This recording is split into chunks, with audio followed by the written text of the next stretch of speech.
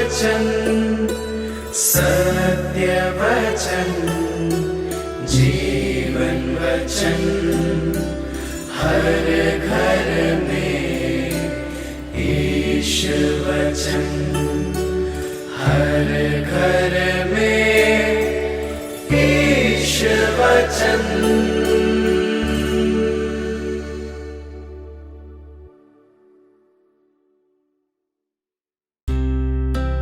प्रभु आप लोगों के साथ हो और आपकी आत्मा के साथ। संत लूकस के अनुसार पवित्र सुसमाचार। हे प्रभु तेरी महिमा हो। अध्याय 10 पद संख्या 1 से 9 तक। इसके बाद प्रभु ने अन्य 72 शिष्य नियुक्त किए और जिस जिस नगर और गांव में वे स्वयं जाने वाले थे वहाँ 2-2 करके उन्हें अपने आगे भेजा। उन्होंने उनसे कहा, फसल तो बहुत है परंतु मजदूर थोड़े हैं, इसलिए फसल के स्वामी से विनती करो कि वह अपनी फसल काटने के लिए मजदूरों को भेजे। जाओ, मैं तुम्हें भेड़ियों के बीच भेड़ों की तरह भेजता हूँ। तुम ना थैली न झोली और ना जूते ले जाओ और रास्ते में किसी को नमस्कार मत करो। जिस घर में प्रवेश करते हो सबसे पहले यह कहो, इस घर को शांति। यदि वहाँ कोई शांति के योग्य होगा तो उस पर तुम्हारी शांति ठहरेगी, नहीं तो वह तुम्हारे पास लौट आएगी। उसी घर में ठहरे रहो और उनके पास जो हो वही खाओ पियो, क्योंकि मजदूर को मजदूरी का अधिकार है। घर पर घर बदलते ना रहो। जिस नगर में प्रवेश करते हो और लोग तुम्हारा स्वागत करते हैं तो जो कुछ तुम्हें परोसा जाए वही खा लो। वहाँ के रोगियों को चंगा करो और उनसे कहो, ईश्वर का राज्य तुम्हारे निकट आ गया है। प्रभु का सुसमाचार। हे क्रिस्त तेरी स्तुति हो।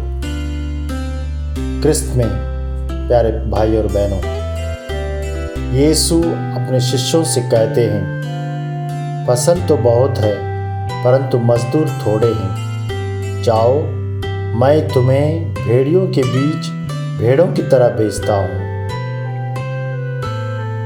प्रभु इन वाक्यों के द्वारा क्रिस्तीय बुलाहट के विषय में बताते हैं। सुसमाचार प्रचार के कार्यों को अधिक प्रभावशाली बनाने के लिए अधिक मजदूरों की आवश्यकता है। प्रभु स्वयं मजदूरों का चयन करते हैं, उन्हें प्रशिक्षित कर फसल लुनने के लिए अपने खेतों में भेजते हैं। अतः ईश्वर से मांगे ताकि वह अच्छे मजदूरों को भेजे। जहाँ खुशी और कठिनाई, सफलता एवं असफलता दोनों हैं, अर्थात हमारे जीवन में सुख दुख दोनों हैं। हमें प्रभु यीशु के कारण सब कुछ सहने को तैयार रहना है।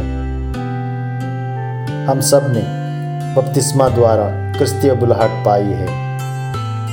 जिस प्रकार यीशु ने अपने 72 शिष्यों को सुसमाचार प्रचार करने गांव-गांव भेजा, उसी प्रकार हमें भी भेजते हैं। अब सवाल यह है, हम अपनी बुलाहट को किस प्रकार सार्थक बना रहे हैं। सुसमाचार प्रचार का कार्य हम सबों के लिए सौंपा गया है।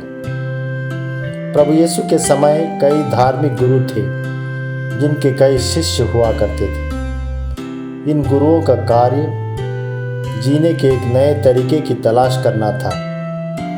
संत यूहन्ना बपतिस्ता भी इन्हीं में से एक थे और इनके अलावा कई फरीसी या मान्य गुरु थे। लेकिन यीशु के शिष्यों में और अन्य गुरुओं के शिष्यों में बड़ा अंतर था।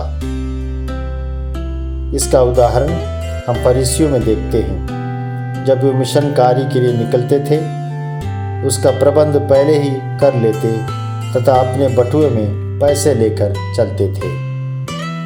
वे ऐसा इसलिए करते थे क्योंकि लोगों द्वारा परोसे जाने वाला भोजन उनके द्वारा अशुद्ध माना जाता था। इसलिए वे भोजन खरीद कर खाते थे। इसके विपरीत ईसा अपने शिष्यों को आदेश देते हैं कि वे रास्ते के लिए न झोली, न जूते और न ही फेटे में पैसा लेकर जाए। प्रभु यीशु अपने शिष्यों को उन जगहों पर भेजते हैं जहां वे खुद जाने वाले हैं। वे अपने शिष्यों को दो दो करके भेजते हैं जो एक समाज का प्रतिनिधित्व करते हैं। वे अपने शिष्यों को यह अधिकार देते हैं कि वे बीमारों को चंगा करें, कोढ़ियों को चंगा करें और दुष्ट आत्माओं को बाहर निकालें। अतः वे समाज में बहिष्कृत लोगों को स्वीकार कर एक नए संदेश को लोगों तक पहुंचाएं। इस प्रकार इस धरा पर ईश राज्य की स्थापना हो। प्रभु ने यह कार्य प्रत्येक विश्वासी को सौंपा है। हम अपने बात, विचार, व्यवहार, आचरण के द्वारा लोगों के लिए नमूना बने। प्रभु यीशु से प्राप्त शांति, प्रेम एवं आनंद को दूसरों के लिए भी बांटें। यीशु के मिशन कार्य को जारी रखने में हम कलीसिया की मदद करें। प्रेरिताई काम को आगे बढ़ाने में पूर्ण सहयोग करें।